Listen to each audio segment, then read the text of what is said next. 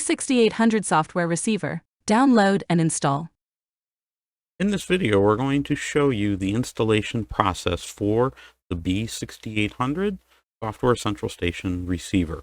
First, let's go over some installation requirements that you will have if you're going to install this.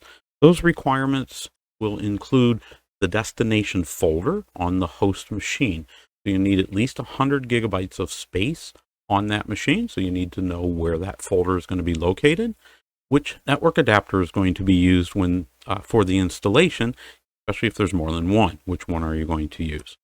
What is going to be the IP address for the virtual machine? That can be either through DHCP or through a static IP address. If it's static, these are the items you need to know: the IP address, subnet mask, gateway, preferred DNS server IP address, and the alternate DNS server IP address for that. The receiver ports: each B6800 supports up to 2 virtual receivers inside that system. So there's 2 receivers available. You need to know what ports the panels will communicate with, and if you're using TCP automation, what port is it listening on? They're separate, unlike in past products. Defaults will work if you don't have specific ports. Just make sure you document what you're going to need ahead of time. Time server: it will use by default ntp.org's pooled time server. If you have an internal one that you prefer to use, then you just need to know what is the IP address or the URL to reach that time server.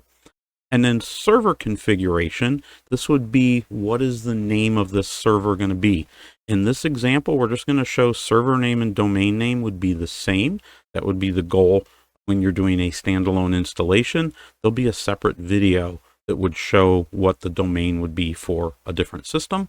And then the last part, there are 2 passwords that you're going to want to know. What do you plan on using? One is for the root of the system at the console, and the other is for the log user, which is an SMB file share. It's a read-only file share. It will still require a password to be able to save that.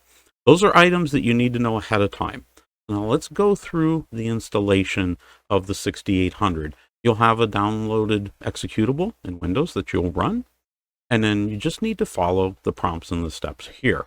This will just give some overview as it goes. So we'll just click install. You will get a pop-up box asking about you want to allow this to make changes. So you'll need to acknowledge that on your machine. And then it's going to validate if Hyper-V is already enabled and turned on in this instance of Windows. If it is, then it will take you to the installation screen that we just pulled over. If not, it will set up Hyper-V and ask you to reboot the machine. You can save a little bit if you have Hyper-V enabled before. It will do it for you in there. So in this, we're just going to follow these steps. There's an end user license agreement. You need to read that and then accept the terms. It's just a standard EULA that a lot of different applications have. And in this case, are we going to enable this to become part of a failover? So if we're doing a failover installation, there'll be some more details in the install guide that you can refer to. You would check that box and then follow those additional pieces. In this case, we're going to install this as a standard installation, a standalone. What path? So this was that part with the first requirement of where is this going to be saved? What is that folder? The default will work perfect. If you have space on that drive, it will work great. The resources, these are what do we need for CPU, memory, and disk. Our recommendation, no matter whether it's a small installation or a large, the defaults work perfectly fine. You do not need to increase this for even the full 10,500 accounts. We'll click next. Then there's our network adapter. If we have more than one, then we would actually pick which one we planned on using. That was in those requirements. Whether we're going to do DHCP for the IP address, or if we're going to do the static address.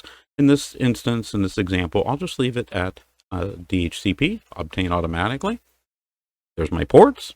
These ports work very well unless you have different requirements. Each panel listening port would be like if you had 2 receivers inside, they would have to be on different ports coming in. And the manual talks about different instances where that might be used. The time server, as we mentioned, so the default will work. When you click next, This needs to be able to find that time server. If you get a pop-up message that it can't reach it, then you need to go back and make sure that you have it entered right, that it has internet access, or you're pointing to the right NTP server you want. The server configuration, this is the default name.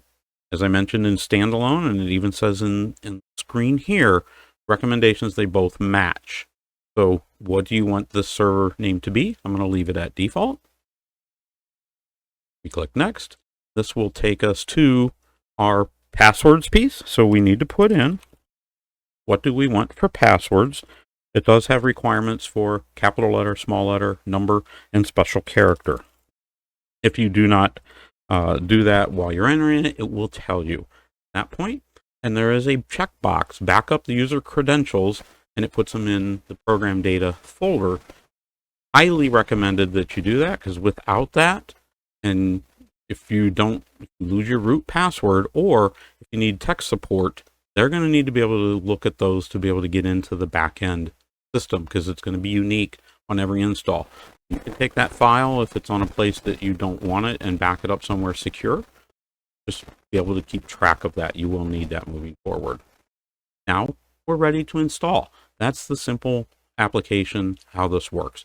This will run through the installation of everything. It will copy the files, set up all of the network requirements and everything for it. And once it is done, we'll be able to log in. We'll check back as soon as this installation completes.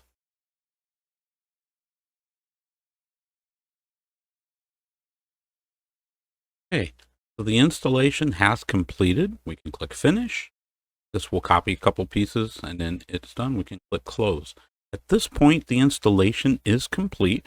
If you want to verify, because it will take several minutes for this to open and be available, what you can do is you can open Hyper-V Manager so that you can see, and then there is a server there. That's the B6800.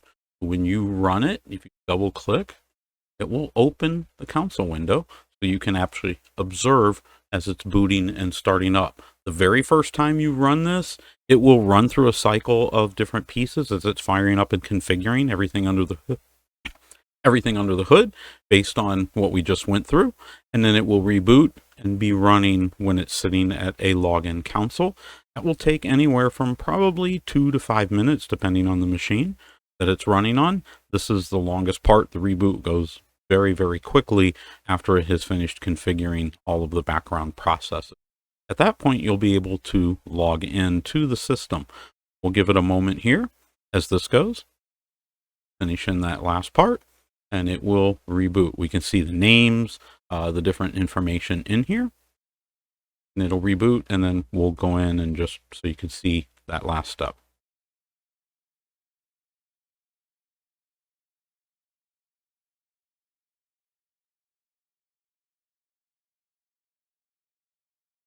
Okay, we can see it's rebooting that final piece. And the system is up and running. So this receiver is now available. You'll have shortcuts on the host machine for it. So if you go to Bosch, you'll see shortcuts. We'll open up the monitor page, bring that over to here so that we can see it. Okay, that has come up. So we can go in, we can see that we are talking to that. There's the B6800 server name, and we can see that we're communicating with it. So that concludes how you install and the prerequisites that you need for the B6800 installation. Thank you for your time. Have a great day.